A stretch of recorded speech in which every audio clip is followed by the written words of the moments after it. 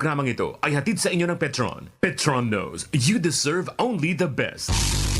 Karambola sa DWIZ. Programang sasaguhin ang iba't ibang isyu at mga balita. Karambola sa DWIZ. Tatalakayin, hihimayin at pagtatalunan ang iba't ibang mga isyu. Karambola sa DWIZ. Programang pwede kang mag-good pero pwede ka rin mas-crash. At ngayon, narito na ang inyong mga karambulista at ang programang Karambola sa DWIZ.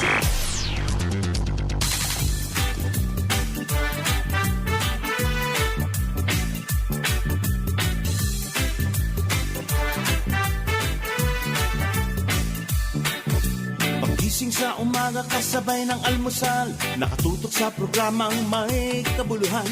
Walang paligoy-ligoy, diretsyo na sa punto. Walang peke dito, totoong balita lamang. Astig na pananaw at malayang pamamahayag. Nag-uulat, hinihimay ang mga issue. Mga kababayan, ang inyong karambulista, Jonathan De La Cruz at si Conrad Banal. Oh, karambola, karambola sa DWIC 882.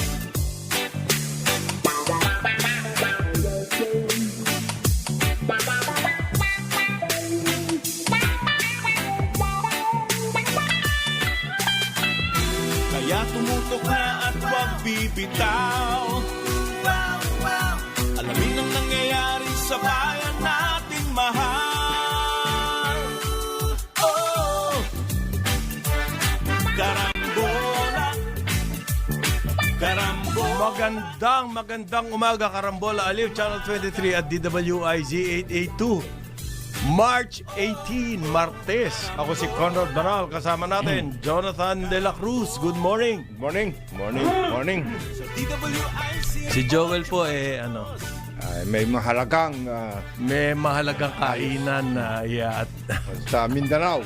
Talagang mag-a-attend na isang mahalagang inauguration. Kainan yon. Kainan ba yun? Oo, kainan yon. Okay. Mapapanood ang Karambola sa aming news website www.dwiz882am.com. I-download DWIZ 882 app. Live tayo.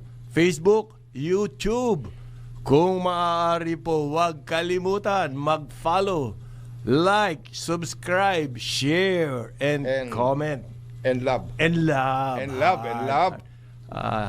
Pusuan nyo na. Oo. Mapapanood din ang Karambola nationwide sa Digital Free TV Aliw Channel 23 at DWIZ News TV. Meron yan sa Signal, Sulit TV, Satellite TV Plus at GMA For The Box. Good morning. Good morning. Good morning. Ito po. Sa ating mga kababayan dyan. Lalo na doon sa mga nagkakalat ng fake news. Oo. Yeah. Maganda yung Mahintay-hintay nagkaroon lang. ng challenge. Maghintay-hintay lang kayo kasi malapit ng katukin kayo dyan ng NBI. NBI na ba mga ngatok? Oo, NBI yung mga ngatok dyan. Gusto raw, pinag-aaralan pa lang yan. Sabi ni Ma'am Claire. Tsaka pinag-aaralan din yan. Good morning, Judge good morning. and NBI Director Jimmy Santiago. Aha. Napakasipag at napakatindi ang kanyang pagmamatsyag dyan. Kung i-claim ng mga nagkakalat ng fake news, work of fiction yan. Mahirap nilang i-work Hindi of fiction. pwede? Kasi Hindi nag-share sila nag-share sila kung ano-ano. Kasi maraming fiction sa social media. Super ang fiction dyan. Ngayon, kung sabihin yung work of fiction yan, sasabihin sa inyo na, sige, okay lang, work of fiction. Pangalanan mo yan. Kasi hindi naman sila registered as a news organization. Unlike Aliw Broadcast, DWIZ, Aliw Channel 23, rehistrado po kami as a media organization. May prangkisa. And therefore, may prangkisa at meron mga responsibilities attached to these franchises. Yung mga responsibilities na yon, we have to, Comply. oo, kailangan sumusunod. Ito pong nagkakalat ng kung ano-anong balita, wala naman silang ganun. May So, paano silang hahabulin? citizen ka. You have a responsibility. Yung free speech mo, kung nakakasira ka na, Hindi, ang free speech hindi absolute. hindi absolute Yan yan. ang sinasabi po natin. Meron ding... May mga ngayon, kailangan patunayan pa na nakakasira yung pagkakalat nila. Yun ang onus doon. Oo. Okay. Kaya yung po mga threat galing kay Yusek Claire, let's just take it at face value. Threat lang siya. Basta, From her pronouncement to the time na magkaroon ng totoong action dyan, malayo-layo po yun. it will take some real, honest to goodness intelligence work. Nako, yun. Meron ba intelligence yan? Meron. Pero ang malaki pong balita ngayon, yung Office of the Solicitor General nag-recuse. Yes. Sa legal parlance po, yung recused, ibig sabihin kumbaga sa eskwelahan, excuse. Excuse, yes. Ma'am, excuse muna ako. Bakit? Sakit tiyan ko. Punta muna ako sa doktor o dyan sa banyo. Sa nurse. Yung pong habeas corpus case, ang nag-file nito yung mga anak ni dating Pangulong Duterte. Ibig sabihin ng habeas corpus, produce the body. Ibig sabihin, ipakita nyo si Duterte dito sa Pilipinas. Ang sabi po ng Office of the Solicitor General ay ang ibig sabihin nun, i-compel ang ICC na pakawalan or ibalik si dating Pangulong Duterte dito sa Pilipinas. Yun na ibig sabihin ng habeas corpus. Sabi ni from the start daw, ang argument nitong Solgen, parin Jonat, na sila, hindi nila kinikilala yung ICC. Ang OSG raw po, ang kanilang posisyon na ang kahit na anong kaso sa ICC,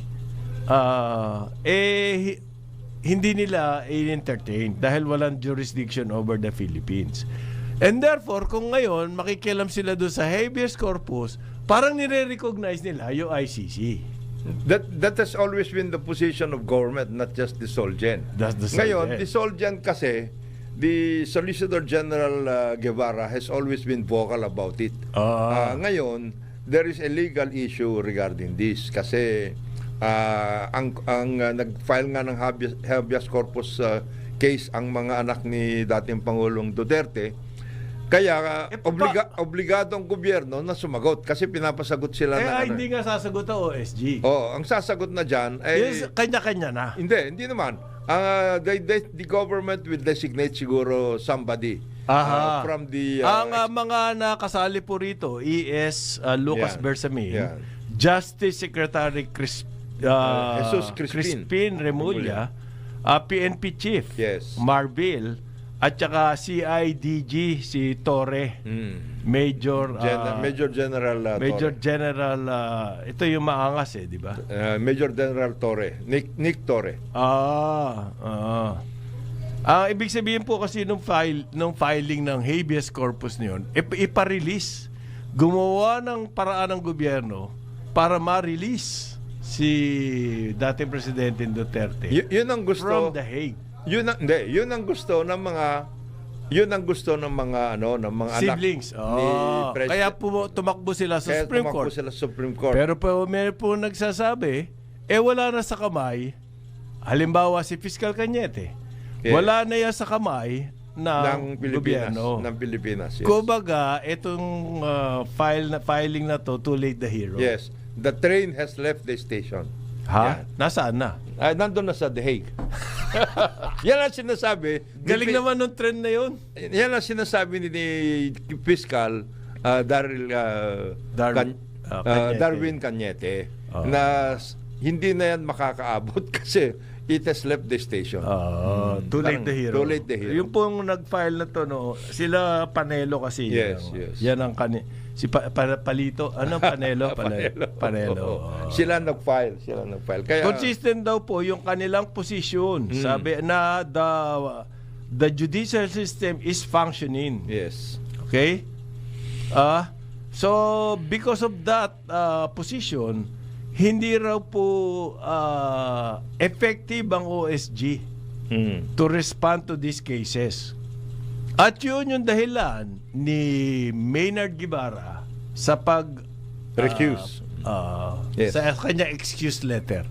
Kumbaga sa nag-absent ka, may Yes. excuse letter ka, recuse. So, most probably, it will be the Department of Justice that will... So yung gumagamit nitong news na to na para sabihin ang OSG nga kampi na kay Duterte. Hindi po gano'n. Hindi. Malayo yun. It's a very legal, Yes. complicated issue. Yes. Yeah, salabat po yan. Walang iniwan to doon naman sa posisyon ni Boying na noon po kasing budget hearing, naalala mo, ng Department of Budget. Tinanong si Secretary Jesus Crispin Remulla tungkol dito sa ICC. Tahasan niya po sinabi, malinaw na itong ICC ay hindi na lang basta-basta makakapasok sa Pilipinas. At asahan ang government to carry out their order just like that. Ang posisyon niya po noon, kapag ang ICC warrant ay sinerve dito sa atin, kailangan pong humarap muna sa local courts and to determine its validity. Ang nangyari, Interpol ang nag-request. Doon ang pinadaan. Doon na pinadaan. Ngayon, may question pa rin dyan. Pero ang ayon sa ating information, it's actually a red notice. Yes. Hindi siya diffusion. Yes. Ang diffusion po kasi galing mismo sa ICC yan. Kung diffusion niya, galing niya sa ICC, parang dumaan lang sa linya ng Interpol, tapos pumunta sa atin. And therefore, it's an ICC request. Pero kung red notice po yan, it's an Interpol request. Yes. Okay. There lies the difference. So, maraming legalistic nakakalito yan Ngayon, kung hindi napapaliwanag ng maayos yan, diyan po nagkakagulo. Kaya nagkakaroon ng mga... Kaya maraming ngayon? hanas. Maraming hanas. Yes. Kailangan po, Kanya-kanyang gamit. meron din naman kasing kasalanan. Kung tutuusin no? Yung spokesman na hindi pinaliwanag ng maayos o baka hindi rin nila naintindihan. Ayun. Yan ang mabigat. Pag hindi mo na naintindihan, tas nagsasalita ka. Sino ba ang dapat magpaliwanag ng lahat na yan? Di ba ang ES? Yes. Yes. Bakit pinababayaan yung... dapat po sa ganito kakomplikadong sitwasyon, the administration should be on top of it at ipaliwanag ng husto. Okay? Ngayon, kung aasa tayo dun sa kanto-kanto, yung sa kwentong kutsero, mahirapan tayo dyan. Mabigat yun. So, ngayon po, nagsasalita rin ng USEC at ang sinasabi niya, in her opinion, pakatay tayo rito. Doon magkakatalo. Yun daw pong nangyayari dito sa atin. Kasi kaliwat kanan na rally. Ang estimate ng PNP, kung ito total mo yung mga rally, may git 50. Pwede. All over the Philippines, 50 incidents na nagra-rally. At maraming tao.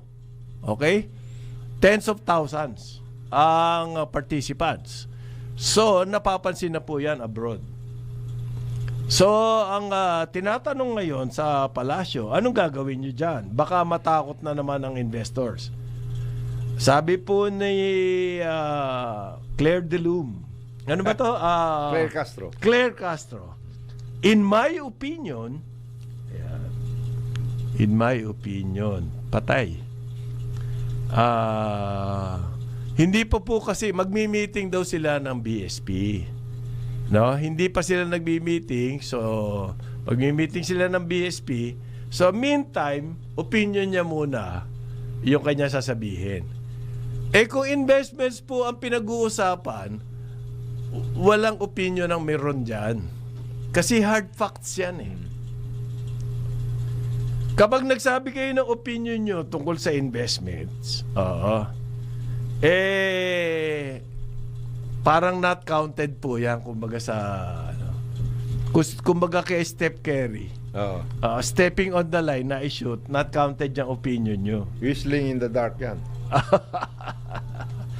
Ang opinion niya raw po kasi, ang mga foreign investors, ang gusto nila yung mga leaders at yung mga bayan na sumusunod sa batas. Accountability, ang kanyang pinupuntirya. Hindi po wala pa ako survey na nakita na ang foreign investments, ang priority ay yung sumusunod sa batas. Ang foreign investments po, ang number one na gusto nila. Profit. Paano kaming kikita Kikita dyan? dyan. Oh. Kung magulo kayo, paano kaming kikita dyan?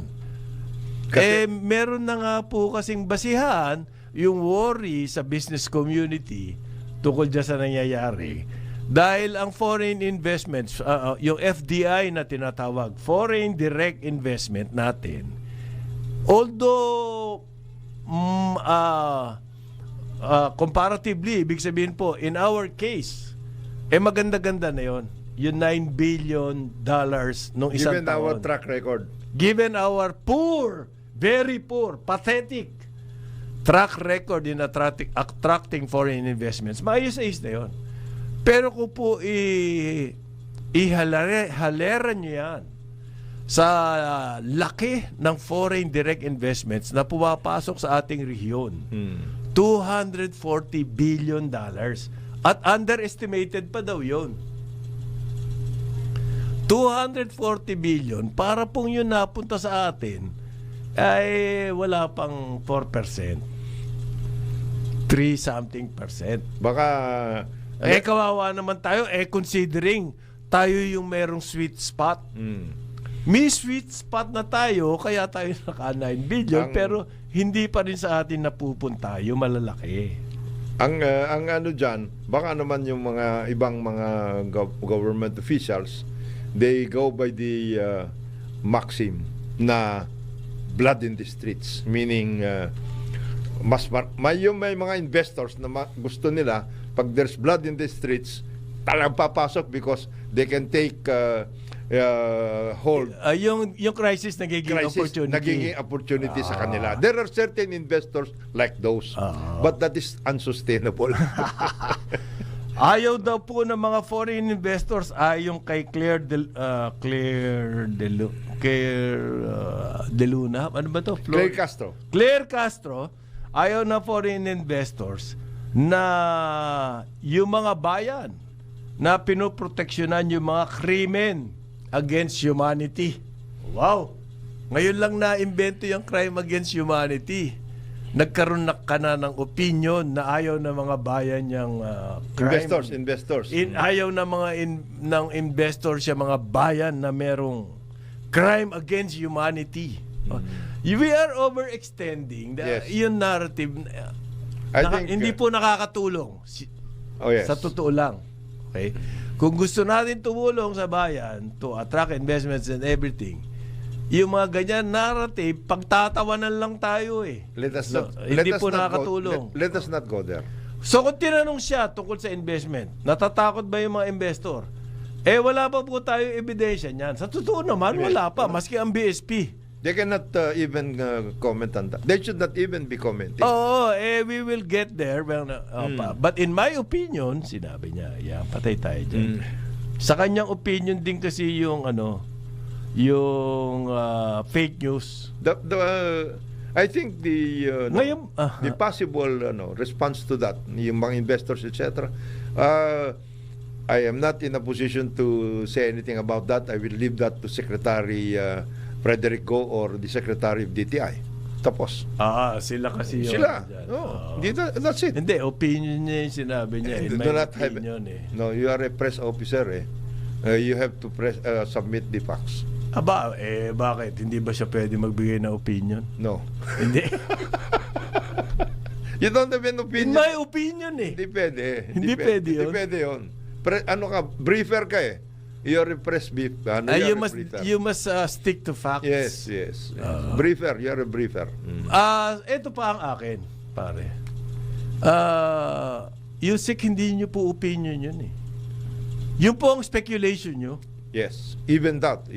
Hindi nga siya papasa sa level ng opinion Nasa level pa lang siya na nanghuhula ka. Okay? Wala pong mga ganyang facts and figures to show that what you're saying is true. Ang BSP lang ang makakapagsabi niyan or a survey. Magpa-survey kayo, yung crimes against humanity, ayaw ng investors. Wow! Ngayon lang natin narinig yung crimes against humanity.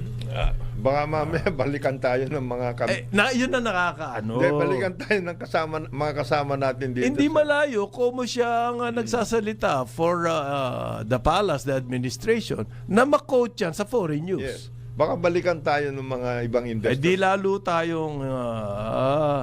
So pinag-aaralan daw po, ayon dito kay, kay Claire de Luna. Claire Castro. Pinag-aaralan daw po yung fake news, lalong-lalo na to si Media Aldea at saka si Baste. Pinag-aaralan na pailan ng kaso. Yan. Yung tungkol doon. Sino nag-aaral na pailan sila ng kaso? Sino kaya nag-aaral? Dapat i-specify ni Claire. Ni Claire. Claire. Baka mamaya yung tungkol doon sa crimes against humanity as a stumbling block to more investments. Baka balikan tayo ng mga kasama natin dito sa ASEAN. I mean, we don't care. Whatever it is. Mas grabe. We are prepared. We have this meron man platform. democracy sa Vietnam. We'll Bakit yung Vietnam? Ang laki-laki na nakukuhang investments. May democracy ba ron? we don't, One-party system nga. Kung ano sabihin ng partido, nasusunod. Samantalang napakalaki ng napupuntang foreign direct investment sa Vietnam kesa sa atin. Okay. Ikaw ang peddler ng fake news. Ngayon, nahabulin daw nila yung peddler ng fake news. Kasi nakausap ko mga businessman, sabi, dapat pigilin na nila yan. Huwag na nilang pagsasalitain ng ganyan yan. Limit yourself. Nakakasira lang Limit. Alam nyo po, yung mga, at least yung mga kakilala ko sa business, sinasabi nila, nakakatanggap na talaga sila ng tawag. From their contacts abroad. Lalo na yung merong mga foreign partners. How's the Philippines? Parang how's going on? How's our investment? Ganyan, meron na siyempre element of concern. Okay. Kaya, ang BSP nagsasalita, ang tawag dito, sabi po ng BSP, kinakabahan sila sa inflation for the next half. Ngayon kasi under control ang inflation. Okay? Ang mga economic indicators natin, ayos naman. Walang element ng krisis. Although yung ating trade deficit, yan po yung foreign debt. Okay? May mga kuwan na dyan. Flashing signs. Yes. Pero hindi po ibig sabihin, krisis na tayo. No. Ang layo nun. Hindi, pare. Ang pwede mo sabihin dyan, and there are some analysts who have been saying this, ang krisis natin sa performance. Ayun Hindi yung krisis natin ng bansa ay talagang hindi. It's the way para kinukulang tayo sa aksyon. Yun ang sinasabi ng mga ibang sweet analysts. spot nga tayo. Sayang tayo. Pero on its own, aandar yung sweet spot na yan makaka-attract pa rin tayo na investments. Meron nga $9 billion Oo nga. Pero hindi ma-maximize. Yes, optimization ang ating workout Kulang po sa quad. Kumbaga, Galaw. Galaw. Action. Yan, aksyon. Oh. yung sinasabi mo nga yung DTI, yung foreign investments, dapat, immediately ang DTI naglabas agad ng mga facts and Yes. figure. Ito, kausap ko ngayon ito. They are going to parang yung ginawa ni President Trump. At sinasabi nila, wala kami, hindi, ang nasa amin, profit. Profit. Yes. Paano kami kikita dyan? Yung inyong politics sa inyo na yan. Oh. Pero, We don't care. so maghanap kayo ng gano'n ng statement. Si President, I remember the first week of President Trump, ang kanyang inilatag kagad doon dahil nagbabanatan sila sa Amerika Oo. Nagbabanatan Hanggang sila. ngayon. Hanggang ngayon. Oo. Ang dinala ni President Trump, yung tatlo, yung SoftBank, yung sa si Son, yung Oo. sa Japan. Sabi niya, Oo. this is my friend Masashi Son. He's going to invest 100 billion in Texas for semiconductors, etc. Tapos pumunta doon yung kaibigan din nila na galing naman sa Merong actual. Abu Dhabi Investment. Oo. And siya nagsasalita. In other words, it's the investor. Hindi lang si President Trump. So sabi niya ito, we are going to do this, maglalagay kami ng $50 billion for data centers. Aha. Yan mga ganun. But, ayun, si President Trump, araw-araw binabanatan yan. Araw-araw. Araw-araw. Pero ito, meron siyang pinapakita ng tao. At yun, nagsasalita yun. Okay, itutuloy daw po ng Senado yung kanilang investigasyon dito sa pag-aresto kay President, dating Pangulong Rodrigo Duterte. Centered on the manner by which the arrest was made. Ang chair ng Senate Committee on Foreign Relations, Yes. Senator Amy Marcos, Siya nagdadala. urgent investigation. Yes. Gusto pong malaman, kasi may mga claim due process, Yeah. mga ganon, okay? Linawin yan. Kasi nga, wala tayo naririnig sa ES o sa DOJ or sa Department of Foreign Affairs. Foreign Affairs tungkol dito. So gusto po malinaw daw ni Senator Marcos kung Naayon ba? yun nga bang due process ay sinunod. Yeah. Naayon ba sa ating sistema? Kasi marami nga yung nakita na ba yung sinasabing red notice. Kailangan makita yun. Totoo nga ba red notice yan? Or diffusion request Saka lang? ano yung laman ng warrant of arrest? Kasi mayroong yan eh. May attachment. May kakabit. May kakabit. Baka na hindi nyo binibigay dahil may mga pangalan pang iba doon. Kumbaga, naniwala tayo na it's a red notice on Interpol dahil yun po ang sinabi sa atin ng administrasyon. Yes. Okay.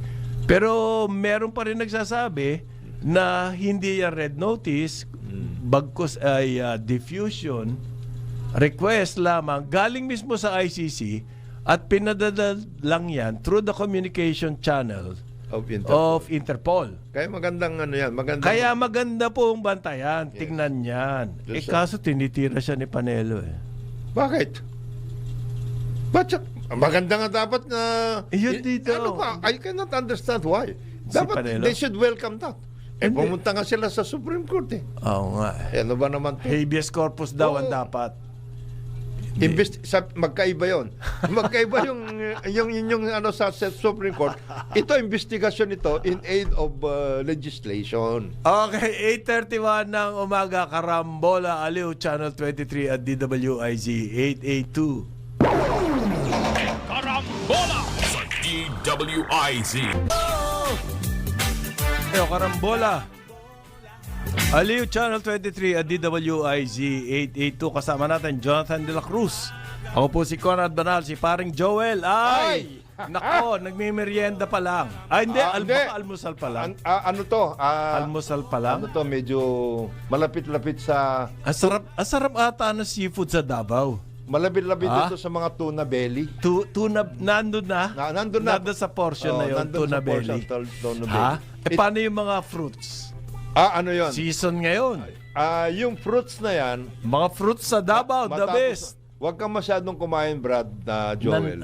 Joel, ng Brad. tuna belly kasi mas masarap yung prutas na Pruto. ano, Yeah, sa umaga. prutas. Sa umaga. Paano yung sikwate? Hot Ayun. chocolate. Mas! Yan. Yan. Ay, Ay, pambato ng Davao. Ang dami yan. yung ibang klase yung lasa ng ano diyan. Somehow sa akin yung kakao, yung coco, Oo. ibang klase yung mas ibang Ibang ano ilang doon. linamnam. At saka yung auro, dalawang magaling dyan. Auro, choco, at saka Malagos at tapos Malagos, yung sikwate. By the way, parang Conrad, tayo po yung humihingi ng prayers para kay Katitong Mendoza. Ay, oo nga, na-hospital daw po. Na-hospital. Medyo may edad na rin si 95. Yan po ang dating Solicitor General din. Dating Solicitor 95. General, Minister of Kababayan Justice, ko to eh. Governor ng Pampanga. Kababayan ko, Bacolor. Napakagaling na Sa steadfast, Pampanga. nice. Ayun, tungkol po doon sa urgent investigation ni Senator Amy Marcos. Yes. Papaliwanag ko ulit, okay? Para lang makuha natin yung... May dalawang fronts nga na sinasabi natin. Isa, yung legal front. Obviously, yung legal front, doon po yung sa Hague mangyayari. Nakaka-complicated na ano yan. Sila po magbabakbakan no. Si Sara nga, nagre-request na maging part ng defense. Okay, si Harry Roque nag-apply na rin ng accreditation. Oo. Okay. Ang katwiran ni Harry Roque ay siya ay talagang nag-a-advise sa presidente, dating presidente, regarding ICC matters. Yes. So, pagkakataon din niya yon para masabi na kailangan ko magkaroon ng asylum dito. nag-apply na rin siya ng asylum. Maluwag naman ang Netherlands. Maluwang dyan. So, ibig sabihin po, yung legal front na yon doon sa Hague mangyayari. Ngayon, dito, meron ka sa Supreme Court, meron ka itong investigasyon sa Senado, sinasabi ni Panelo, walang silbihan and everything. Pero ganito po yan. Ang nangyayari dito sa Pilipinas, rally rito. Rally doon. Okay, rally road. Fake news dito, fake news yun. At both sides yan. Kasi meron din nagrarally na although medyo may konting manipulasyon yung media na pinalalabas. Yung anti-Duterte naman. Yan yung mga... Ang background maraming pulis tapos may mga placard very close shot. Tsaka yung Ibig sabihin, mga... konti lang yung tao nun. Tsaka yung mga... Puro kaliwa yun. At saka yung mga lawyers at saka yung mga pamilya ng mga naging victims. Yan. Meron ba? Meron ganyan. Ano? Meron ganyan. So, ano po para saan ito? Ano yan? Sabi ko nga, it's a battle for the hearts and minds of the people. Yung dalawang sides na yan. Kung naniniwala kayo, itong nangyayaring to, it's all about politics. Yes. Yung pag-aresto kay Duterte. Therefore, ang mga subsequent measures dyan, moves dyan, political din, Yes. politics din. Kaya nga yan, mga rally and everything. Yan po ang paliwanag dyan. Pero they're promoting their own narratives. Ngayon, sabi nga ni Parin Jonat, kung meron kayong pagkakataon, Yes, to promote your own to yung Senado magkakaroon ng hearing. Ayan. Bakit mo naman tatablahin? Huwag mong tablahin. Si Pumunta ka doon. Ako nga gagawin ko. Plataforma ko yun. Mag-OOA ako doon. Yes. Lahat ng Lahat na. sayang you've been crying due process. Yun. Ito nga ang iimbestigahin. Itong due process. Yun. Ngayon, kung hindi it will not bring, sabi nila, sabi ni Panelo, huli na nandun na sa Hague. Iba yun Iba na nga yung Iba yan. bakbakan na yun, bahala na yung abogado. Yung defense team doon. Iba dito. Dito, ang labanan for the hearts and minds of the public. Ngayon, Hindi pa po natatapos tong kwento na to. Sabi ko nga, nagsisimula pa lang. hanggang 2028 ito. Hanggang ano nga. Kaya kung Mahaba-habang mahaba inuman to. Ngayon, Kung Ngayon, kung i-istabin nyo lahat yung ganyan, sinasayang yun. wala na. Wala. Tulog na lang tayo. Sleep na tayo. Oo, Sleep. mabigat yun. Ah. As a matter of fact, I am sure both sides will be doing it. And Pareho sila. Ay, They will take advantage of this. and they should. Mabuti pa, maganda na kayo. Yan ang pinakamagaling. Maganda kayo. Both sides. Both sides, yes. Maganda na kayo tungkol dyan. Kasi no? you got hearts and minds. Diyan maglalabasan ngayon. Maraming claim and counter-claim. Yes. Makikita natin. Di ba? Kasi walang ibang venue na pwedeng... Wala na. Kaya ako, gusto ko yun Payag ako. Ay.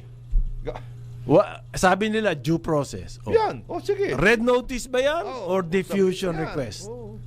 Anong mga ganyan? Lalabas yun. Dapat ba yan ay dumaan sa local courts? Gaya na sinasabi ni Boying Remulla? Or pwede yung Interpol diretso na? yes. Babasahan ka na lang. Oo. Yan ba ay yung isang pang issue paring contract. Ano? Pag hindi tayo ba marapat ba na hindi na lang tayo sumunod diyan sa Interpol maski Interpol pa yan o hindi? Yan, issue Ayan. yan. Ngayon, ano mangyayari kung hindi tayo nakibagay o kaya hindi tayo Sa Interpol. nakisama sa Interpol o ano mangyayari sa atin? Yan. Yan mga ganyan. Okay. Ngayon, kung i-establish mo, kaya na sinasabi So ni yun po Panelo. mga halimbawa, yung sinasabi ni Baste, Ayan. na walang utang na loob to si Yan, Marcos. ilabas mo doon. Ay di, dyan mapag-usapan. Yan. Kasi ngayon lumalabas na it's all noise. Yes. Okay? It's all noise. Yun daw kasi sabi ni Baste, yung tatay ko, Oo. binigyan ng hero's burial yung tatay mo. Tapos ngayon, ginanyan mo. Ikaw yung tatay ko, ginanyan-ganyan mo lang. Political expansion. Yan. Aha. Ganun yan Sabi naman ni Claire, Mm. sa mata raw ng pamahalaan, walang utang loob na utang na loob. Ay, mali. Mali. Huwag Hindi ka sumagot sa ganyan. Alam niyo po yung public sentiment, Wag. ang hirap. Ay. Lalong nababaon yung Kasi parang she feels lahat ng tanong kailangan niya sagutin. at saka alam na lalo na sa atin, iba yung puso Pag-utang na loob. Iba yung puso matindi Yung yan. mga ganyan, Mabigat. no need to answer officially No need. No. need. Hindi, sinagot niya nga Mali. Yung nga mali. Pinag-uusapan dito krimen So, walang utang na loob dito. Ibig mo sabihin, prejudge mo na Wag na totoong kriminal itong si Duterte? Na prejudge niya na Ang pinakamagandang ako naintindihan ko ang sentiment ni Mayor Baste. Ipaubayan na po natin sa kanya yan. Tapos. Di ba? Ba't ka sasagot? Hindi kasi accountable. Dali. Hindi, lawyer naman daw siya. So what? Ano sa what? What you cannot answer, you cannot give an answer to a sentiment It's a sentiment. It is an emotional response. What? An emotional response should be... Hindi raw po dapat, yung utang na loob, hindi raw po dapat mapigilan ang pagtakbo ng hustisya. Unnecessary nga Marami nga issue dyan Paano mo nasabing hustisya nga ba yung ginagawa? Maraming issue dyan. So maraming presumption on her part. Yes. Oo. Wag na. Yung nga sinasabi ko, naintindihan ho natin ang sentimento ni Mayor Baste. Ipaubayan na ho natin siya at pagpa-Diyos na lang natin. May question na nga yung due process doon. Wag na. Tapos ang sagot mo, sinusunod lang natin yung batas. Ang question nga, sinunod nyo nga ba o hindi nyo sinunod ang batas? So, di ba? Meron pang question dun Tapos ang presumption niya, ayos na ayos lahat yan. No need to go there. Yeah, no need to go there. Yan lang. Okay? Nagkaroon tuloy. Sabi po ni Escudero, kung gusto magtago ni Bato sa Senado, pwede naman. So, mali si Drilon. Oo. Ha? Ang sabi ni tama si Senate President Chis Escudero. Kung dito siya, habang nandito siya sa loob ng Senado, hindi siya Hindi pwedeng naman siya pwedeng hulihin. Hindi hulihin. Ngayon, kung Ibig nakalabas, sabihin, magtatago. kung nakalabas siya, ayan, ay, iba na yon. Kung kung tatakbo siya, parang gano'n. Oo. Retreat. Kung lalabas siya out of the premises or out of the Senate, wala tayong magagawa na doon. Ayan. Another issue yan eh. Another issue yan. Although jumping the gun din ng PNP, kapag meron pang arrest warrant na na-issue, pipick upin din namin. Puro mga speculative eh. Kung meron pa, Betty ba magsalita kayo kapag nandiyan na yung arrest warrant? You're just adding fuel to the fire. Relax. The best thing to do right now. Kumbaga is po, let nagdidingas na nga. Yeah. Bubuhusan nyo pa ng gasolina. Wala yun. Lalo ngayon na ang taas-taas na ng Dubai crude. Taas na ba? Oh, $100. Pare. Yun nga ang worry Per sa per inflation. barrel. Yun ang worry sa inflation. 100 barrel. Kasi $100. in the past few weeks, bumababa eh. Bumababa. Oh. Dahil nag-react ang world market do sa statement ni Trump, nagagamitin niya yung reserves. Yes. Sa totoo lang po, maraming oil reserve ang Amerika. Ayaw lang gamitin. Pare-pareho yung mga yan. China, America, may mga reserves. Ang laki ng oil reserve Oo, ng China. Russia.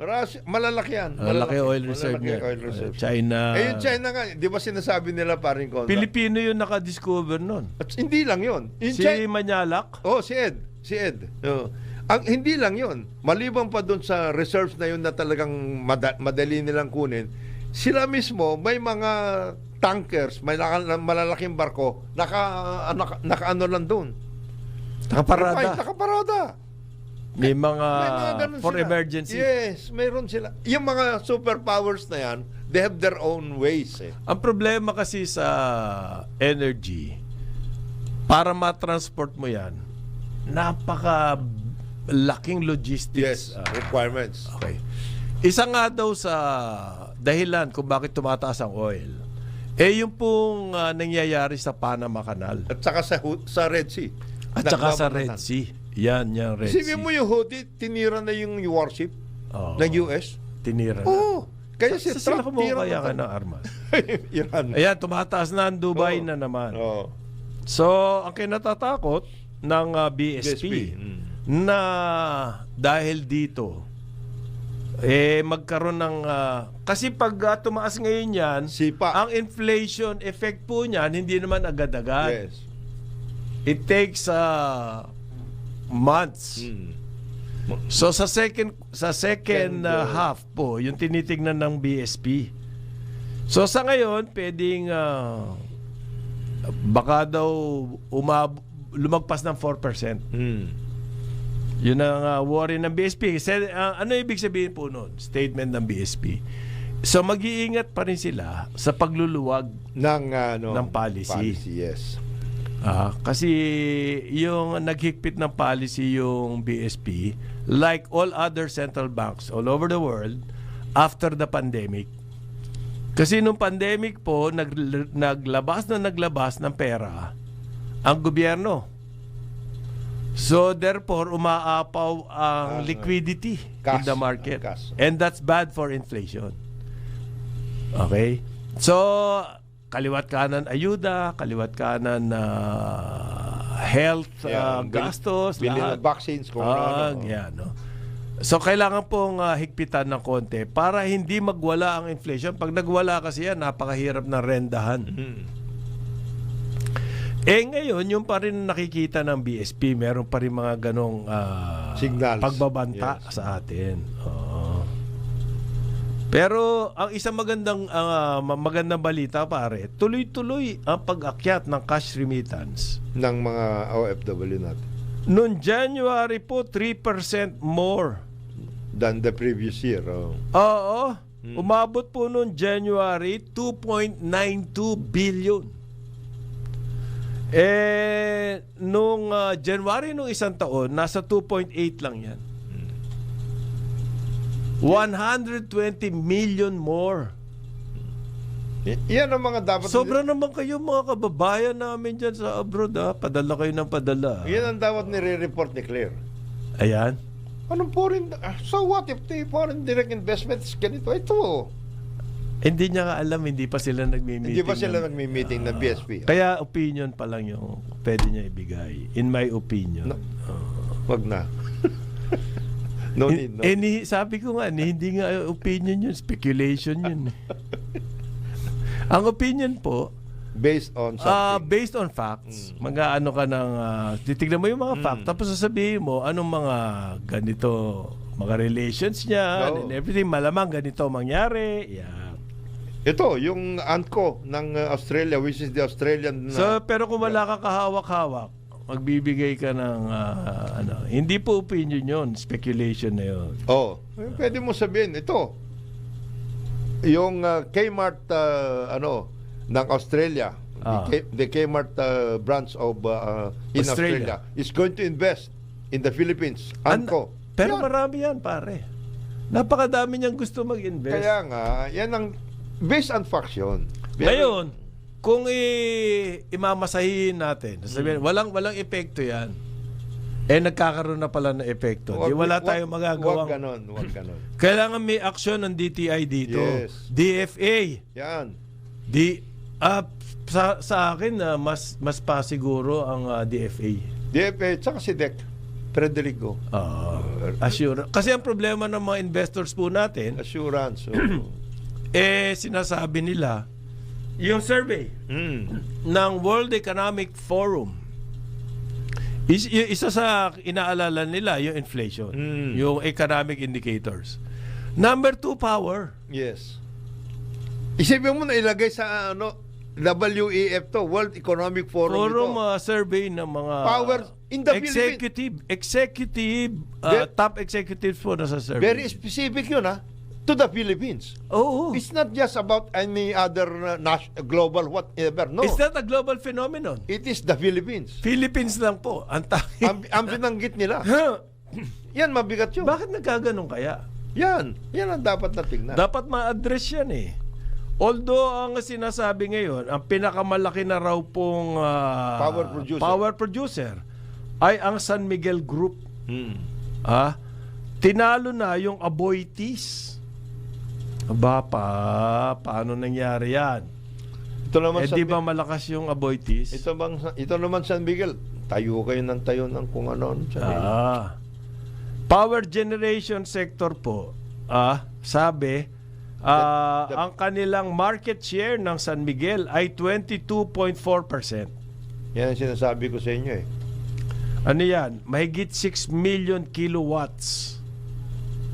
Ang Aboitiz po ay nasa 21.75% lamang or 5.9 million kilowatts.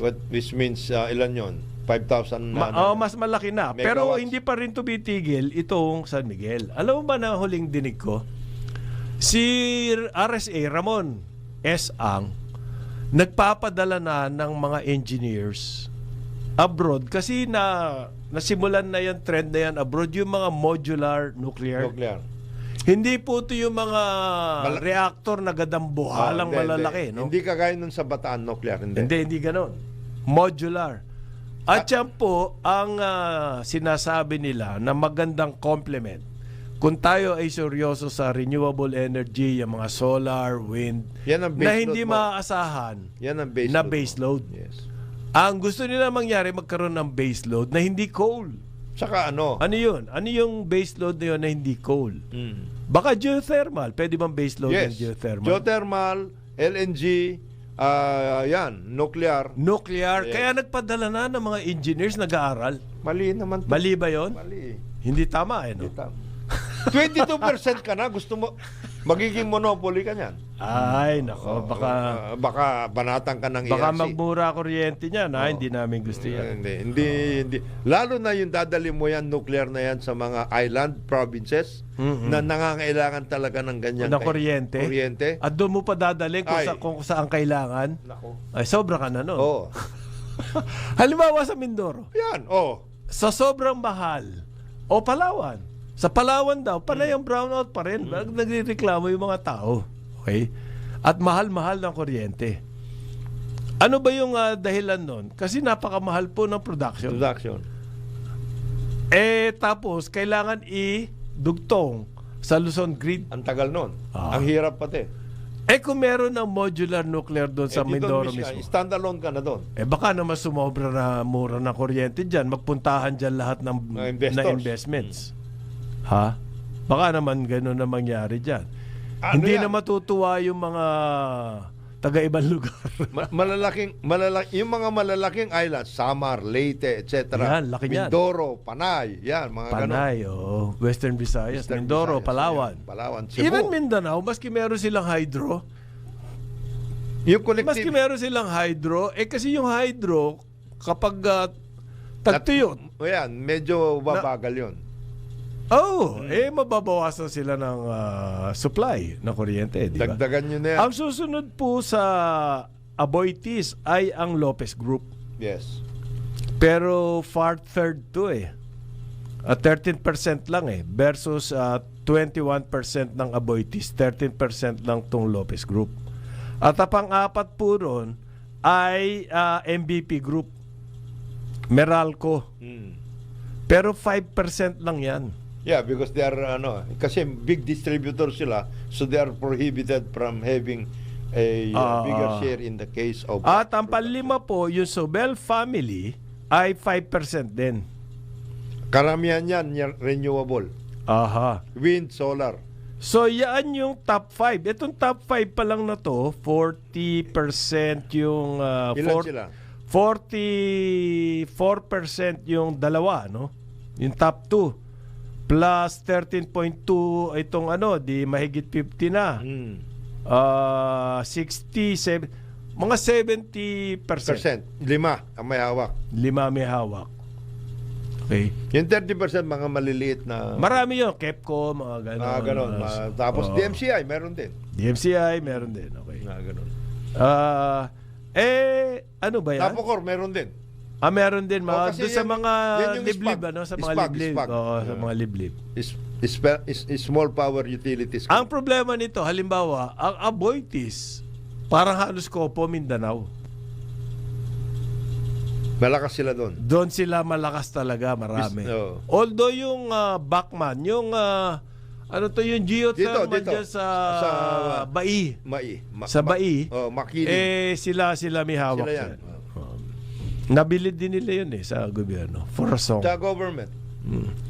At Yan po ang problema natin, power. Ngayon, nahaluan mo pa nitong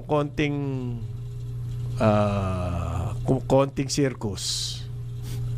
Kaya nagtatanong yung mga foreign investors. basta kung Pero kung isolve mo yung power, pare, baliwala yan.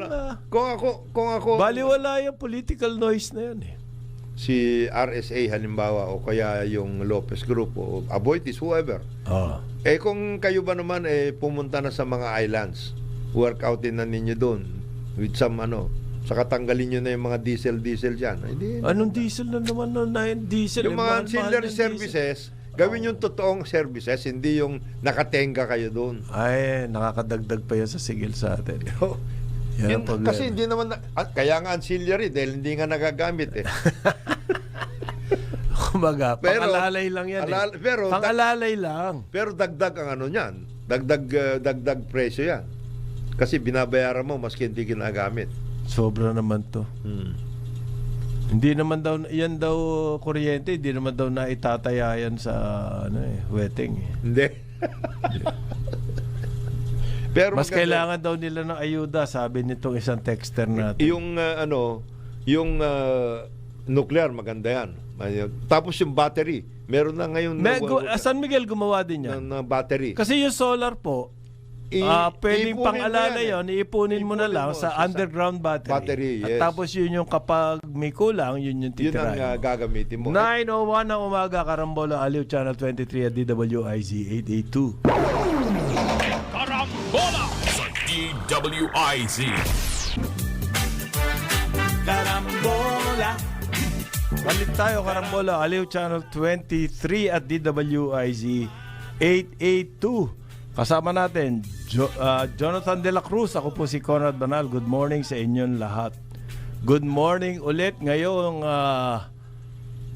March 18. Palapit na ang mahal na araw. Malapit na.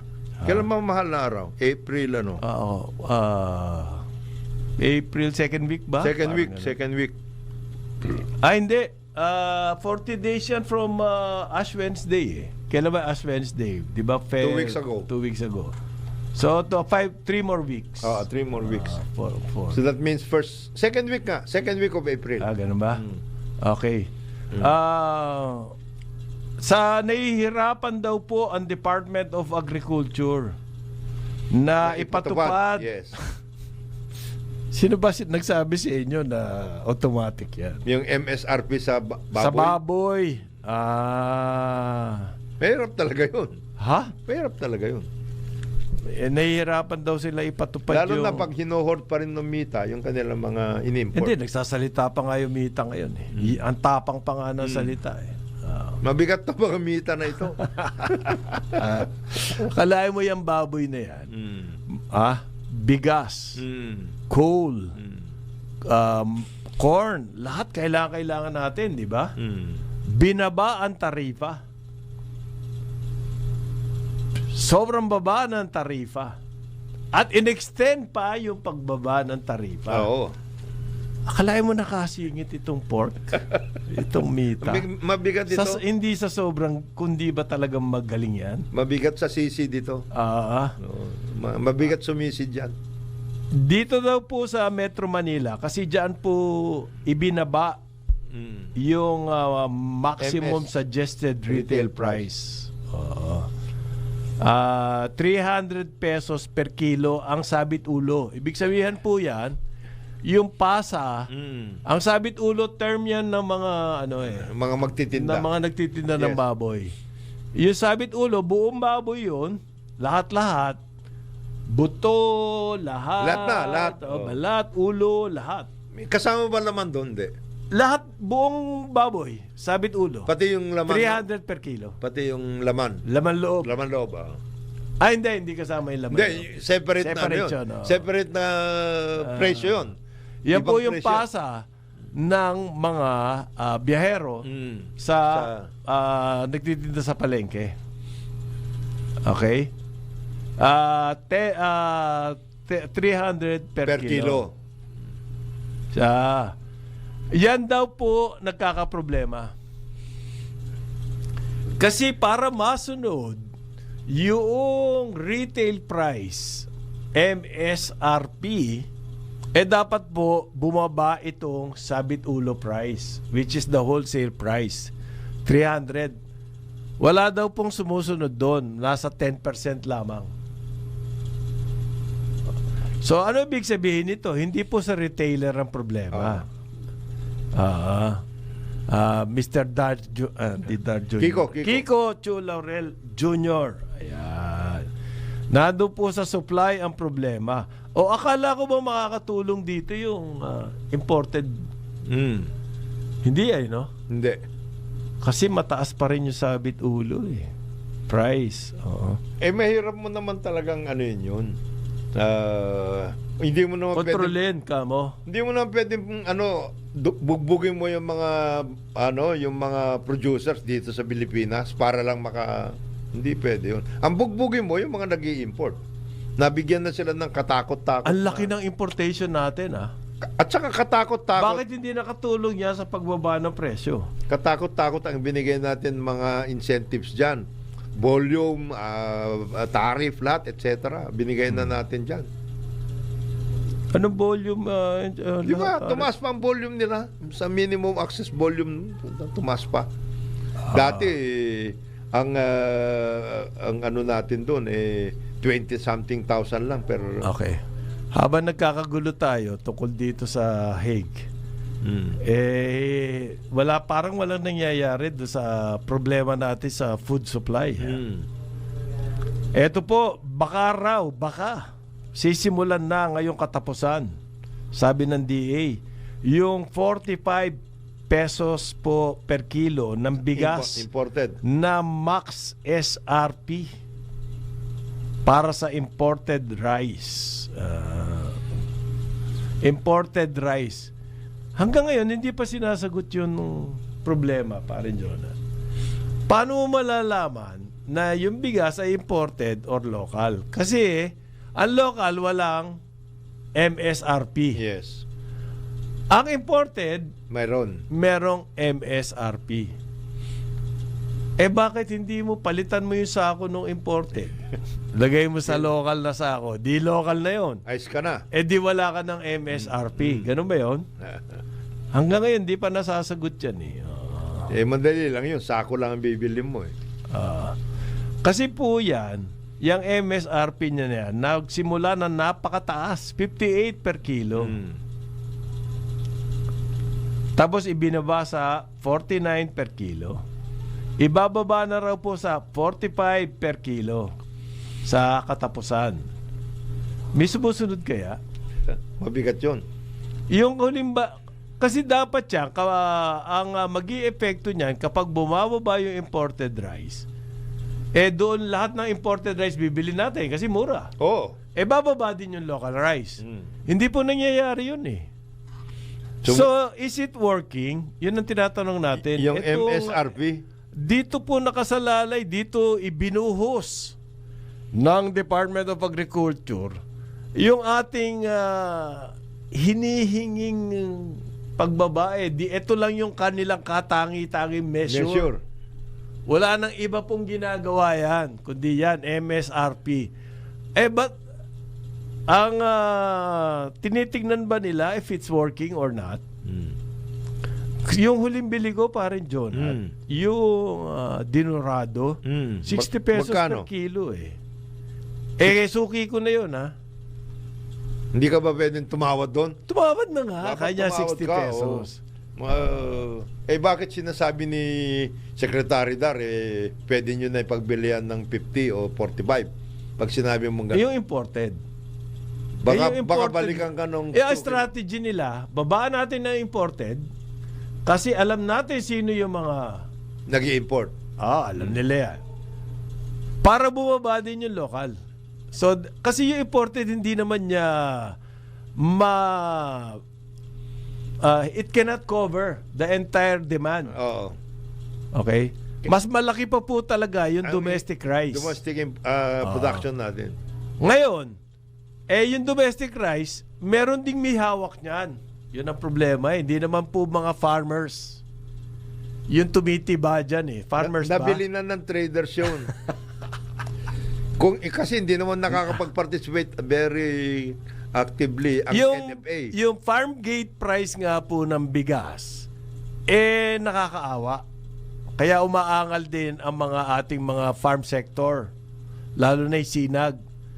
Tingnan nyo nga yung farm gate price, ang bababa. Paano nyo nasabing farmer ang may kasalanan yan? Tapos sinabi ni Kiko Chulaurel Jr., retailer may kasalanan. Tapos ang punta sila sa palengke, wala raw kartel. Sabi naman ni Decgo, titirahin natin yung mga kartel. Ano nga ba talaga ang situation? Sino ba may hawak ng domestic rice? Yun ang mahal eh. NFA ba o traders? Traders. Yeah. Sigurado tayo dyan. O para ma-influensya yung mga traders, ang ginawa nito si ni Kiko, Kiko Laurel Jr. ay nag-impose ng MSRP sa imported rice. Bumababa ba, nai-influensyahan ba nung kanyang measure? Yung presyo ng domestic. Hindi. In other words, nakukonsensya nga ba yung mga traders? Napipilitan nga ba sila magbaba? Hindi po eh. Hindi ba? Kasi sinigurado niya bababa na raw yan dahil nag-usap-usap na sila. Ayun pala, pwede pala mag-usap-usap. Nagbulungan. Bulungan ba yun? Nagbulungan sila. Okay, datan lang. Brad, baba mo na muna yan. Nag-usap-usap na raw po sila, kaya bababa. At ang paraan, yung imported rice, Ang presyo, gagamitin. ibababa. Pangbalanse. Hindi nga nangyayari. So, yung isang measure niya naman, gagamitin yung NFA rice. Hindi rin umubra. Dahil hindi kinakagat ng LGUs, hindi binibili yung NFA rice. Bakit ayaw bilhin ng LGUs yung NFA rice? Ay napakalaki po ng gastos para hukutin nila. Yun ang narinig kong dahilan. Wala silang kaparaan ng gumawa ng... Number 2, sa nila iliimbak yung Yun. bigas. It's a problem of logistics po. Okay? Magandang measure on paper. Biro mo, LGU, bibilin yung NFA rice. Di ba? tapos yung Sa plano, napakaganda eh. LGU supposed to be Ibibigay. ibibigay. Bebenta sa mga...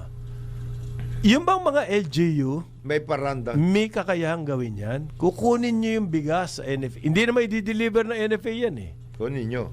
Kukunin nyo yung bigas, di gastos yun. Saan nyo itatago? Di gastos yun. At saka meron ba kayong paraan na gawin nyo? Paano nyo i-distribute sa mga tao yan? So yung idea ng LGU, na idea na isinubo daw dito kay Dar Jr. ng mga tao nagpapaikot sa kanya dyan sa Department of Agriculture, na sinabi naman ni Uncle Sam, the most corrupt. Pareho sila. DH saka NFA. Ayan. The most corrupt daw yan. Yung idea na yan na LGU ang bibili ng NFA rice, napakaganda sa papel. Sa actual po, Sa napakahirap implementation. gawin. Kasi ang regular, at yan naman talagang inaasahan na dyan, ay palengke. Yung mga retailers mismo, may retail network na eh. Oo. Hindi mo na kailangan magdagdag ng retail network sa iyo, sarili. Kaya hindi ka naman pwedeng mag-ano ng kadiwa sa lahat ng barangay. Wala kang ganun na kakayahan. Na Ito po ang mas masakit dito. Ito talagang si Leonie, oh. Former Agriculture Secretary Leonardo Montemayor. May sinabi na naman? Ay. Sa sobrang baba daw po ng presyo ng bigas sa farm gate, Secretary Kiko, mababa ang presyo ng bigas sa farm gate. Mataas ang presyo sa palengke.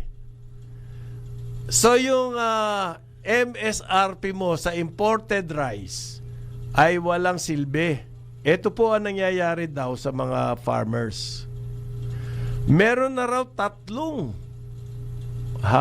farmer, magsasaka dyan sa Nueva Ecija na nagtangkang magpatiwakal dahil sa nababaon na sila Sa utang. Binili po yung kanilang ani, 15 pesos per kilo. Paano nila ngayon babayaran yung kanilang mga Utang. Yan.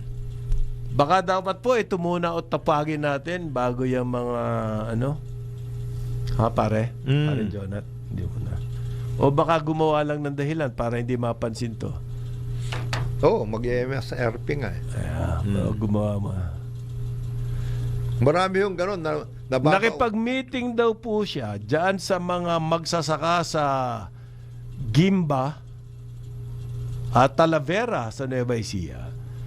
At nalaman niya na ganun daw po talaga nagkakaroon na ng psychological problem mga farmers natin. ang mga farmers.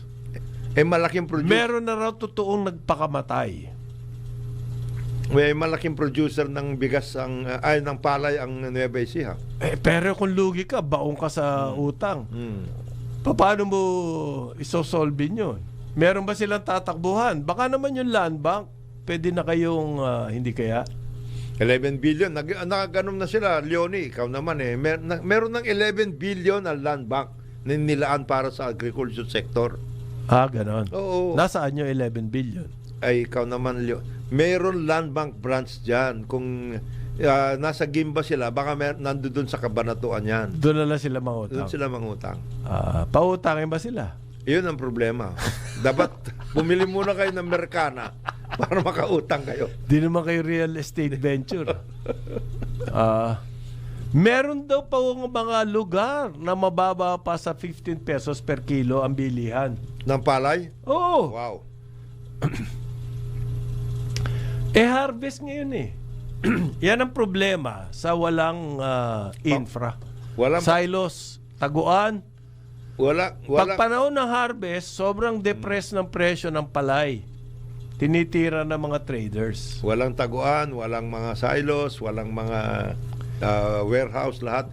Ang NFA wala rin pera. Hindi rin nakakaabante yan para mangbalanse. So another po to, yan pampadagdag. Magkakaroon daw ng protest ang mga magsasaka ngayong Sabado. Nako. Tapos makukunan na naman ng video yan, mailalabas na naman sa ibang bayan. Parang naniniwala na ata ako kay Aimee, we never learn. Sabi ba niya yun? Sinabi niya yun we never learn. Mga 150,000 daw po from Luzon provinces, mainly Central Luzon. Ibig sabihin niya yan, Nueva Ecija, Pampanga, Tarlac, ano pa ba? Bulacan, Bataan. Magrarally raw po dyan sa Quezon City, sa Bypass Road. Okay. Sino nagdadala niyan? Sina Leonie? Hindi yun daw ang narinig niya lang. Will hold. So, ang gusto daw po ata nila, itigil na yung rice importation during harvest. Hindi nga ba dapat ganun? Di ba ngayon ng arrangement, pag harvest, wala na muna yan. Ngayon, Apparently, yun ang nangyayari. Hindi, sasabihin siyempre nila dun sa mga tigasulsol ni Secretary Kiko. Sir, na-order na yan Nagkaroon tayo ng rice tarification law na okay na Open yan open season baka tayo, yan sir, tayo ang babalikan yan.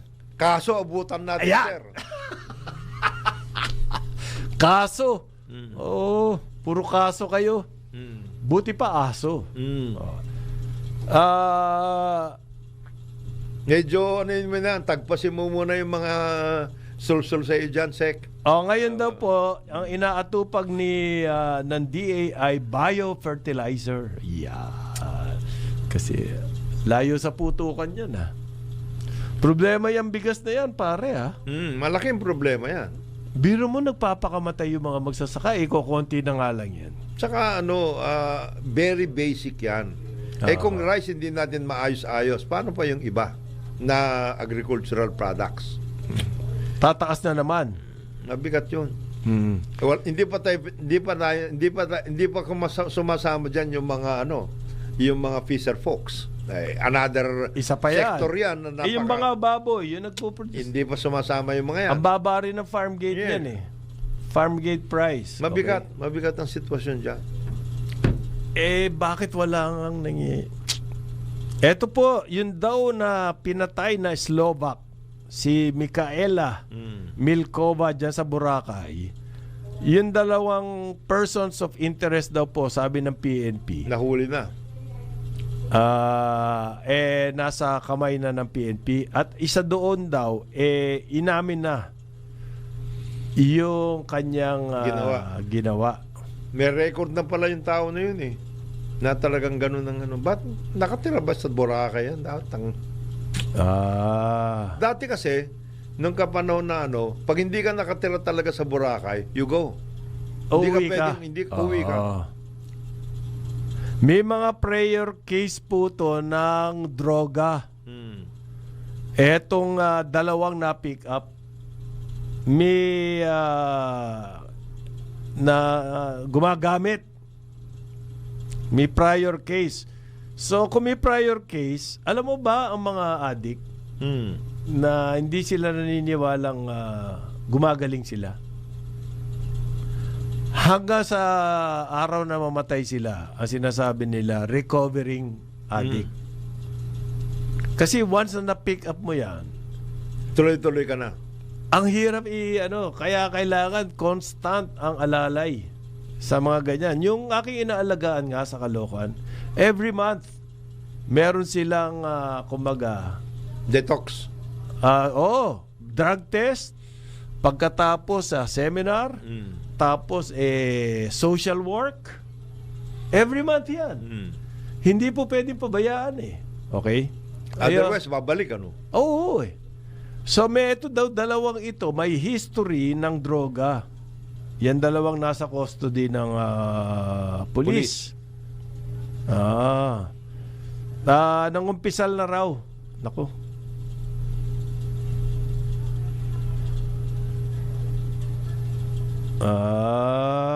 Hindi daw po nila mapangalanan muna kasi kailangan i-case build up. Ayan. Pero yan po nahuli sa- na. Pero ang nakakakabad dyan, sa Boracay, ngayon lang nangyari to. Dapat ano yan, ha? Very, very, ano yan, well-protected na area. Oh, ngayon lang nangyari dahil po napakadaming turista dyan and they feel safe. Kaya nga itong dalaga na to, 23-year-old ang ganda niya, pare. Ang ganda ng... Tsaka may mga kasama siya, may mga kaibigan oo. siya. Kampante sila na alam nila safe dyan. Okay? Paano kaya ito? Yung possible tourist na manggagaling dyan sa Slovenia at other European countries, medyo All over the world, pare. Mag-aalala Kasi na. nabalita na to eh. global. Boracay pa naman, kilalang-kilala yan. Yan nga ang kumbaga identity ng Pilipinas sa mga turista, Boracay. Boracay. Kung tawagin nila, Boracay. Boracay. Tapos biglang ganyan. Okay. Mabigat yun. Tapos meron daw pong nabarel na isang stand-up comedian, yung Gold Dagal. Pero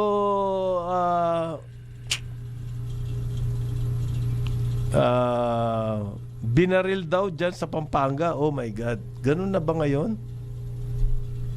Ganun na ba? Patayan na lang tayo? Ano yan, nagano? Bakit siya kasi Go stand-up comedian. Hindi pa alam kung bakit binaril eh. hindi nagustuhan ng Ang joke niya? Joke niya. O may personal na ibang Personal. di Hindi ba? natin alam. Wala Wala pa pa. investigasyon. Wala pa. So hindi pa po natin alam yan. Okay? Tapos merong warning na naman ang DOH kasi yung tigdas. Missiles. Last year daw po mahigit sa 420 ang namatay sa rabies. Naku, aray. Kasi marami nag-aalaga ngayon ng pets dito sa Sobra. Sobra. Nauso na gusto naging fad eh. So ang 420 deaths, one is too much nga eh. Yung 420 na namatay sa rabies, na pwede namang sanang maiwasan, di ba? Hindi na po problema yung rabies ngayon eh. Dami na nating ano dyan eh. Vaccine ang kailangan. Pati yung tigdas, vaccine. At libre yun. Libre yung mga vaccine na yan. Yung aking kaibigan, siya reservist, general siya, si Bob Romero. Isang beses nagpunta kami sa Dolores, Samar. Ang mission namin, yung kasama ako, kumbaga bodyguard ako ng mga doktor. Although sabit lang talaga ako. Medical mission. Maggagamot ng katarak. Edi si Bob Romero nagpunta doon sa mga bundok para mag-iniksyon ng mga pets. Anti-rabies. So meron pong ganyan na mga Meron. programa. Grupo. Record po yan na more than 420 namatay sa rabies last year. Akala ko na wala na rito sa atin yan. Hindi, tsaka na maagapan yun. So, ibig sabihin, yung ating information campaign, hindi rin umuubra yan. Ang matindi po rito, almost 200 dyan, sarili nilang pets yung nakakagat sa kanila. Yun. Dapat yung mga pets na yun, Inano na yun. Vaccinated. Vaccinated din.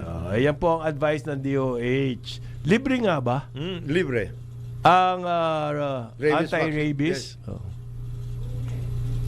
So, yung pong unvaccinated pets, mahigit 40%. Dapat yun, naiwasan na natin yun. Pest na ninyo yun eh. Dapat napag ano kayo. napakalaking cases noon, 420 plus namatay. Baka ang isa dun sana destined to discover the cure Oo. to cancer. Yan, isipin mo yan. Kalahin mo Kung mga- namatay na, di mga wala na bata. cure. Paano nakakatakot po 'yan, ano? Yang sinasabi ng DOH. Pa-iniksyon yun na. Mga lalo ho ngayon, dumadami yung mga nag-aalaga. At hindi lang aso yan, ha? Pati pusa, yan, ha? yes. Aso't pusa. Ngayon, yung daga, wala na kayong magagawa doon. Huwag nyo na pa-iniksyon ninyo kasi hirap ulihin. Oh, baka mamaya makagat pa kayo leptospirosis. 9:31 ng umaga, Karambola, Aliw Channel 23 at DWIZ 882.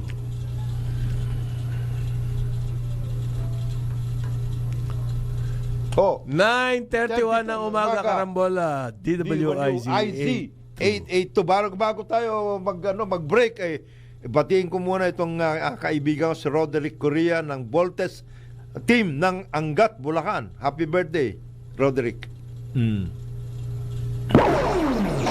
Karambola sa DWIZ.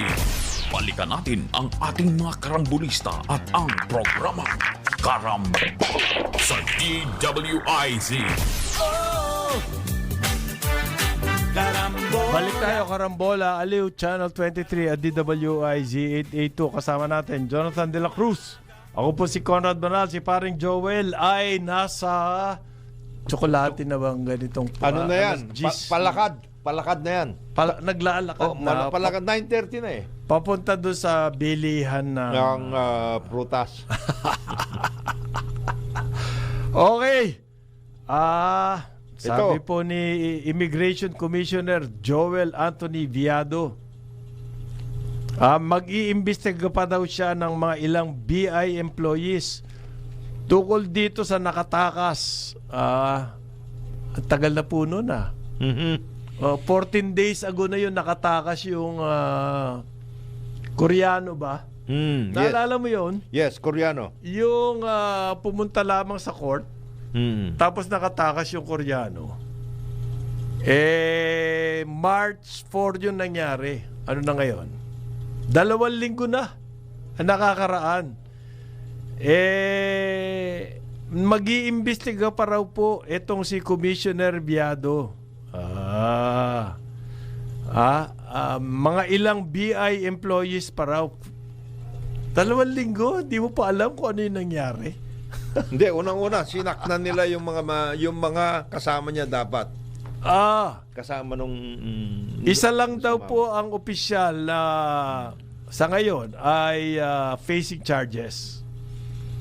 Pero nag-iimbestiga pa daw siya dahil inside job daw. Malawakan na Hindi, inside inside job. Isn't it obvious? job. Malawakan na inside job yan. Pag hindi nakatakas, isn't it obvious? Ngayon, ang sinisisi niya po yung batas. Kailangan daw po maamendahan yung batas para yung mga foreigners ginagamit yung batas daw, may loophole daw yan. Yan ang ginagamit para maiwasan yung kanilang pag-deport. Deportation, yes. Kasi under the law, pag may kaso ka, hindi ka i-deport. Hindi ka muna i-deport. So, ginagawa nila, sinasadyang magpakaso para hindi ma-deport. Meron silang mga Yung ba ang dahilan bakit nakatakas yung Koreano? kasuhan mo ako. O meron mga ulol dyan sa BI? Well, yung mga ulol sa BI, Yun ang dahilan. Inano Hindi na yung, nila. hindi yung batas. yung batas pwedeng i-amend later. Pero yung mga tao, tanggalin nyo na. Inside job, iniimbestigahan niya pa daw po. Under investigation. 2 weeks? Wala pa. Hindi pa nabuwag. Baka kailangan nyo po ng tulong ng NBI, sir. Hindi kaya? O ng CIDG, si Torre. Baka Pag dumating si Torre dyan, kalad ka rin niya lahat ng ano dyan. baka nagagamit na yung loophole na yan para lalong magkakaroon ng mga problema kayo. Ganun ba? Workout. Pero ito, wala naman loophole ito eh. Ano yung loophole? Ano? Hindi, itong tungkol sa nangyari sa pagpapalabas sa mga resident foreigners sa BCDA. Oh my. Ano ba nangyari dyan? Yan yung mga retirees Okay. na they choose to retire in the Philippines para maganda ang kanilang ang pamumuhay naman dito. They can afford to retire in the Philippines. They are not a public charge at lahat. Is a matter of fact, they are foreigners na nagkaroon ng special retirement visas. Ayan. Meron po tayong programa, yung Special Retirement Visas. Resident Retirement Visas. Yes. SRRV ang tawag niyan. Ang nagpapatakbo po niyan, ang Philippine Retirement Authority. Yan po mga taong yan, inakit natin, pumunta rito sa Pilipinas, nagbayad sila ng malaking halaga para magkaroon ng retirement visa. Kasi programa yan. Kailangan mo magparehistro dyan. At bumili ka ng property. Babayad ka dyan. Bukod dyan, kailangan mong mag-invest. Yes, maglagak ka. Bibili ka ngayon ng bahay. Ngayon po, itong Camp John Hay sa Baguio, nagustuhan ng mga Retirees yan, mga yan. Kasi nga, magandang klima. So, bumili po sila ng rights. Okay? Noon po ang posisyon nitong BCDA, dahil pinatalsik nila. Kasi nga, nagkaroon ng ng arbitration. Yung Camp John Hay Development Corp at saka BCDA, nagpunta po sa arbitration. At ang sinabi ng arbitration, kayo, BCDA, from the start, hindi nyo sinunod ang kontrata. Okay? Kayo may kasalanan. Pero dahil nandyan na yan, balikan na lang. As is, wala na. Pero yung over the years na binayad ng Camp John Hay Development sa yan inyo, yung private partner nyo. oo, ay ibalik nyo. Okay? Kasama na dyan yung mga sa retirees. Kayo naman, Camp John Hay, ibalik nyo yung property doon sa BCDA as far as practicable. Ano ibig sabihin po nun? Yung mga na-lease out nyo na, hindi nakasama doon. Yun na ibig sabihin nun, di ba? Okay, ang BCDA, ang unang kanilang posisyon, parin Jonat, hindi. Lahat yan. Hindi na kasali yung mga kinontrata nyo. Hindi kasali yan. Hindi namin- ano po ginawa nila? Hindi namin re-recognize yung kontrata na yan. Eto mga retires na tumira dyan sa bahay, nilock out nila doon sa kanilang mga bahay. So, nilock out ng BCDA. Sabi niya wala na kayo rito. Kasi tinake over na namin. Pinalitan na namin yung mga susi dyan. Ano, ganun na lamang ba yun, parin Jonat? Hindi. Nilalock out mo? At tapos, Saan po nakatira yung mga yan? Nakikitira sa kaibigan, sa mga kamag-anak. Alalahanin natin, retirees ito mga to. Baka matanda pa sa amin ni Parin Jonat to. malamang yan. Malamang yan. Nag-enjoy na sila. Napakawalang puso naman itong BCDA at gagawin niya yan. Ito pa sinasabi nila. Kasi expired na yung lease. 25 years lang yan. Hindi po 50 years yan. 50-year lease yan. At yan ang magmula nung nagkakaroon pa lang ng briefing sa bidding niyan. Kasi nga, noong pong gusto i-privatize yan, nagkaroon ng maraming meeting and everything to clarify issues. Si Babe Singson, siya yun yung BCDA head noon. Paulit-ulit, on record nakalagay yan, na 50-year lease yan. 25 plus 25. Yes. 50-year lease.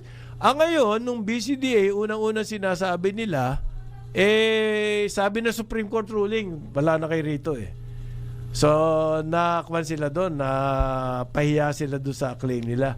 Ngayon, ang bago nilang claim, hindi 25-year lang kayo. Hindi pala.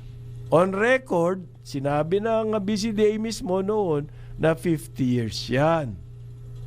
Hindi, ang isa pang mabigat na sinabi nila doon hindi, singilin ninyo yung inyong ibinayad para makakuha kayo dito ng lease. Diyan sa Camp John Hay Development Corporation. Mali. So ngayon po, merong dyan daw, gusto na umuwi. Ang PRA, dahil dyan sa nangyari sa Baguio, sa BCDA, maraming Koreano gusto na raw umuwi. Ayon po sa Philippine Retirement Authority, mahigit sa 70,000 ang ating meron mga retirement visas. Ang mga Korean po ay pangalawa dyan. Hindi ko alam kung ano nangunguna Japan siguro. O Pilipino abroad. Baka Pilipino abroad. Hindi, kung Pilipino abroad kasi dual citizen, hindi na nila kailangan ito retirement Hindi, visa. tsaka magkakasama. Baka Japan. Baka Japan, Hindi, ang mainland China pala ang number 1. Na retirees? Oo. Ba, isipin mo. Ang pangalawa dyan ay South Korean. Dahil daw po sa nangyayaring to, ang impormasyon na nakukuha ng Philippine Retirement Authority ay magsisiuwian itong mga ito. Patay. Ibabalik nyo ngayon yung mga ano. Hindi. Paano yung mga trabaho? Yan po mga yan, retirees, 70,000. Karamihan dyan, may caregiver yan. At saka nakatira sila sa mga lugar na meron Sineservice yan. may service may services. May tagalinis, may taga lahat. Driver, lahat yan. Okay. 70,000, marami yan 70,000 daw po ang Retirees. retirement visa. Kung meron mga ganyan nababasa, paano yun? Lalong at itinanggal na tayo sa Forbes. Dati, sa Forbes magazine, ang Pilipinas, one of the best places to retire abroad. In-endorse tayo ng Forbes, kumbaga. Kasama natin dyan yung mga Spain. Meron akong kaibigan Australian citizen siya. Yung kanya retirement pay, yung matatanggap niya and everything, hindi siya makakabili ng bahay sa Australia. Ang ginawa niya, pumunta siya sa Spain at doon nakabili siya, marami pang tira. Kaya po yung Forbes naglilista ng ganyan. Gusto nyo mag-retire?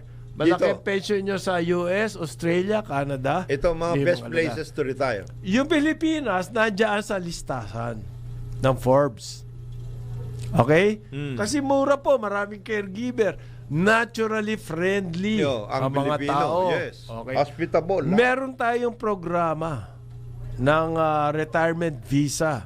At mura lang ang cost of living. At saka paring Conrad, alam mo, yung retirement authority actually does not only need not only invite yung talagang retirees, old persons, etc. Okay. No. Because retirees can be those who already have accumulated certain level of wealth na mga artists, etc. Naghahanda na sila. Okay sa kanila. Tama. Halimbawa, if I am in their Philippine... At saka walang lamig. Hindi walang winter. Wala. Yun ang Kung hanap ako ang nila. retirement authority, I will try to get, dito merong artist community. Lahat ng mga magagaling na artist, pwede kayo magkaroon dito ng retirement villa, whatever it is. Kung ikaw naman, dating IT expert ka, gagawa naman ako ng ganun. Hindi lang yung mga old persons. Tinanggal na tayo ng Forbes. Wala na yan. Doon sa list po ng best places to retire. Tinanggal na tayo. Ngayon, itong PRA, dahil sa nangyayari dito sa John Hay, kinakabahan daw sila yung backlash ba ng South Korean media. Na bye-bye na kayo. Bye-bye na. Oo. Ano ibig sabihin ng bye-bye? Bye-bye. Goodbye, Philippines. Goodbye, Philippines. Samantalang promote daw po sila ng promote sa Korea nung retirement package dito sa atin. Wala na kayong So, merong sinasabi po yung PRA, sana daw po, yung BCDA, kinonsulta muna sila. Sila daw, gastos sila ng gastos to promote retirement. Etong BCDA naman, sinisira. Yung programa na yan. Kasi, wag na kayong maghinanakit, PRA. Yung BCDA, merong may hawak dyan. Okay, may nag-o-orchestrate dyan. Kumbaga, Dapat- conductor. Oh, dapat Taga Malacanang daw, nag-o-orchestrate dyan sa BCDA. dapat naintindihan ninyo yan. Ang malas natin sa ganyan, pare. Bakit? Naalala mo yung Luneta incident, yung mga tourist? Yung Hong Kong Bakit nadadali? Eto ngayon sa Boracay. Etong Slovak, si Micaela. Napapahiya tayo, nasisira ang image. Tatas ito ngayon, Camp Chanhae. Camp John Hay. Paano kaya ito? Makailang beses ang dami na natin ginastos para sa promotion, goodwill, lahat, etc. Tapos, one small incident, ganito nangyari. Global ang implications kagad. Ang sinasabi ng PRA, bakit naman daw hindi sila kinonsulta? Nauupakan nyo pala yung mga retirees. Bakit kayo Baka sana nagpaliwanag sa... Bakit kayo kukonsultahin? Nagpro-promote naman. Meron nga kaming Malacanang backer eh. Ay ngayon daw, sinasabi ng BCDA, nagyayabang pa, 90% na raw ng mga homeowners ay payag na magkaroon ng bagong lease contracts. Ganon. Ibig sabihin po, ano yun? Bagong terms? Bagong terms yun. Bagong bayad? Yan ang- dapat Uwi nila- ang mga yan. Dapat ipaliwanag. Payag niya. lang yun sa salita. Pero pagdating sa fine print, baka magka-problema na tayo. Hindi, ang masakit dun yung walang tinitirhan ngayon ito mga to. One of these days po, kung hindi bukas sa Biyernes, baka may makausap sana tayong Retiree. dyan. Na bumili dyan sa Camp John Chanhae. Gagawin natin mission yun, pare. No? Pwede kaya yun? Oo. Para at least, kasi yan ang mabigat yun, sinasabi ng PRA na hindi man lang sila kinonsulta. Bakit nga naman hindi sila kinonsulta? Alam naman ng BCD Ng mga retirement, na may, mga retirees yun. may retirement group dyan. Paano? May babalik pa ba ninyo yung lumabas na yan? Aha. Sa South Korea, sa global market, ports mismo, ay nako. Ngayon po, eto, baka huling item na natin to. Kakatakot. Pare, takot ako. May warning na galing kay LTO chief. Oy! Ha? Ha? Hindi. Bigor Mendoza the second. May warning po. Okay? Dahan-dahan kayo. Yan daw pong mga tauhan ng LTO, mag-ingat kayo sa kanya. Na kayo daw ay kasama dyan sa racket ng compulsory third-party liability insurance. Tinatanggap nyo maski house show. Binabalaan kayo ni Bigor. reminder daw. Yung mga ganyan kasama dyan sa racket, yung mga LTO personnel. TPL. Kasi ang racket po dyan, kapag hindi galing doon sa kanilang mga bata, nakikita mo ba yan? Pag pumunta po kayo sa LTO, meron kayong mga makikita mga tao-tao dyan. May mga nakaabang karatula. Insurance at emission test. Yes. Okay. Yan pong emission test na yan, merong lagay yan doon sa mga taga-LTO sa loob. Yung mga nagbebenta ng insurance dyan, naglalagay din yan. So, kumbaga, medyo kabakas. Okay? Kung kayo ay LTO personnel, kabakas kayo, pag may pinresent na insurance at hindi yung inyong bata yung kinuhanan, hindi raw tinatanggap. Andito, kulang. Hindi pwede yan. Hindi pwede. Iho, hindi pwede yan. Buti pa bumili ka doon. Dito. Ayan. Ito, kompleto ito. Kapag po ganyan na nangyari, ano ginagawa ng mga magpaparehistro? Sisiguraduhin nila na acceptable doon sa LTO officer yung bibili nilang insurance, and therefore, ang kanilang bibilin yung mga nag-aabang doon sa labas ng mga bata, ng mga... So, nagalit na ito si Bokal. Si Bigor. Yung mga preferred insurance daw. Mabuti kung ganun lang yan. Para, Reminder lang daw, reminder. Ba't alam mo, hindi pa tanggalin? hindi lang yung preferred. Ano? Ang pwede mangyari kasi dan yung patong-patong. Ay, nako. Yung isang insurance policy, pero it involves 10 Marami. 10 other cars. Pag may nangyari, hindi ka makakakumpra Wala. ron. Tapos na to. Nagamit mo na eh. Nagamit na ito fly eh. by night yan. Patong, Merong ganon. Sosyo? Sosyo. Sosyo kayo. Halimbawa, isang insurance policy, kunyari nagagamit kumbaga para titulo, pinapatungan, nagamit yan, pero yun din ang insurance. Isa lang. Isang coverage. I advise all motor vehicle owners to fight because I will be on your side. Oy! Yan po yung mga Consuelo de Bobo. So, motor vehicle owner ako, I will fight. Itanggapin nyo po yan at Kasi kakampi ko daw si Bigor eh. O, paano yun? Hindi naman marirehistro yung kotse ko. Wala ka naman doon sa opisina. Empty words. Di ba? Do something, boss. No? Imbestigahan nyo po, kasuhan nyo yung mga gumagawa niyan. I-blacklistin nyo yung mga insurance companies na kasama. Walang magagawa yan, puro salita eh. Tapos yung mga kasakapat dyan sa loob, tanggalin nyo at kasuhan pa nyo. This is a warning to our personnel. If we receive a complaint, you refuse to honor CTPL, you will have a big problem with me. Yun. Nakanang ha? Wow! Sinasabi ko sa inyo. Takot ako. Katakot naman to. Para bang yung mga owners ng mga killer bus. Pinatatawag. O pag pinatawag, ayos na ba yung mga bus? Hindi rin. Naayos na ba yung preno? Yung mga truck. Naiwasan na ba overloading? Yan. Yan ang sinasabi ni Parin John at kailangan ata na action dito. Mahirap yung puro salita no? Hindi nakukuha sa yan. Sa press release. Press release. Salita. Ako, okay lang sa akin press release kung bango sardinas. Oo.